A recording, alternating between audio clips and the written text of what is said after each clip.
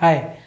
आज हम जो बात करने वाले हैं वो है आपका प्रोस्थेटिक फूड। आर्टिफिशियल लिम्ब के लिए हम लोग जो फूड यूज करते हैं उसको कैसे सिलेक्ट करेंगे और हमको क्या क्या चीज़ देखना पड़ेगा जो कि हमको मदद करेगा कि आर्टिफिशियल लिम्ब किस टाइप का होने से हम अच्छा चल सकते। हेलो एवरीवन, मेरा नाम विश्वरंजन महांती है। मैं एक प्रोस्थेटिस्ट ऑर्थोटिस्ट हूँ, एक रिहेबिलिटेशन हेल्थ केयर प्रोफेशनल हूँ।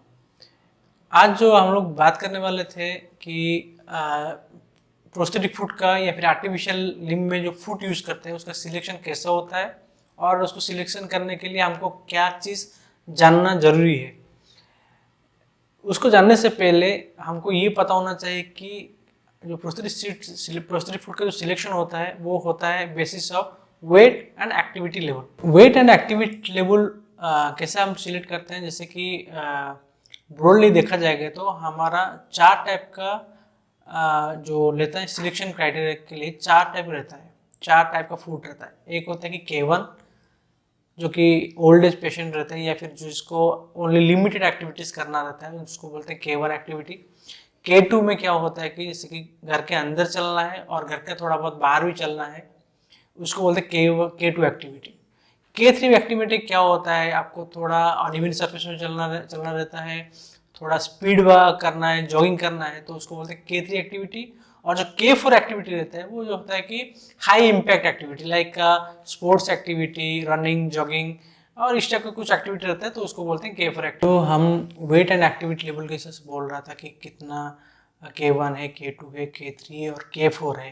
तो इसको छोड़ के आपका जो वेट एक्टिविटी लेवल को छोड़ के मेरे को जो लगता है कि और दो कैटेगरी बहुत इम्पोर्टेंट रहता है, जिसमें कि एक होता है कि आपका जो बॉडी का स्ट्रेंथ, इसका बोलते हैं कि आपका एज के रिलेटेड, आप जेनेटिक है, यंग है, या फिर आपका ऑक्यूपेशन क्या है वो एक रहता है। और जो मोस्ट रहता है वो फाइनेंशियल, आप कितना अफोर्ड कर सकते हैं, क्योंकि इन द वर्ल्ड राइट अभी तो साइंस इतना डेवलप कर गया है कि बहुत सारा टाइप का फूड आ रहा है, तो उसमें कौन सा फूड लगाएंगे और आपका फाइनेंशियल कंडीशन कैसा है, कितना आप अफोर्ड कर सकते हैं।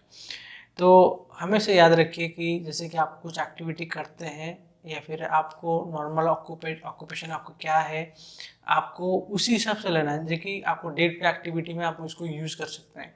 मान लीजिए आप एक पर्सन है जिसमें कि मार्केटिंग करते हैं या फिर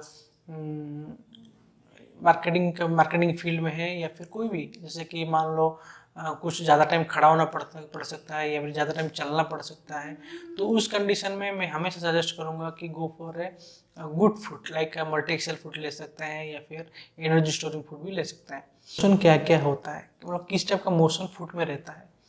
देखिए, मेनली जो फूड का मोशन होता है, एंकल का मोशन होता है, वो होता है प्लांटर फ्लेक्शन, डॉर्सिफ्लेक्शन। एक होता है कि आपका जो बॉडी यहाँ से जो मूवमेंट होता है वो एक प्लांटर फ्लेक्शन होता है, एक डॉर्सिफ्लेक्शन होता है, ठीक है।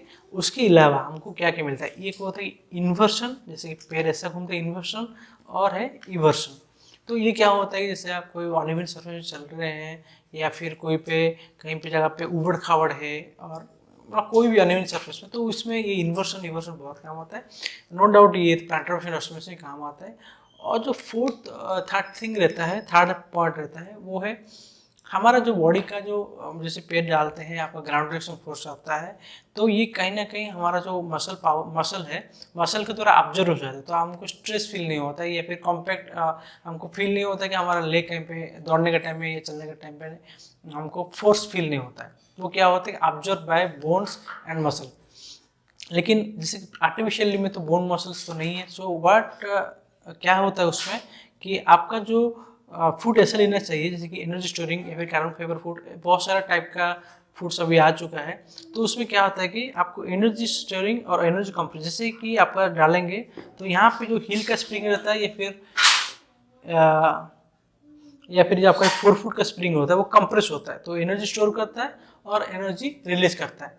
तो उसमें भी बहुत टाइप का कैटेगरी है, तो आपको हमेशा याद रखना आपको जो एक्टिविटी कर रहे हैं उसी का काइंड का आपको फूड सिलेक्शन जरूरी है।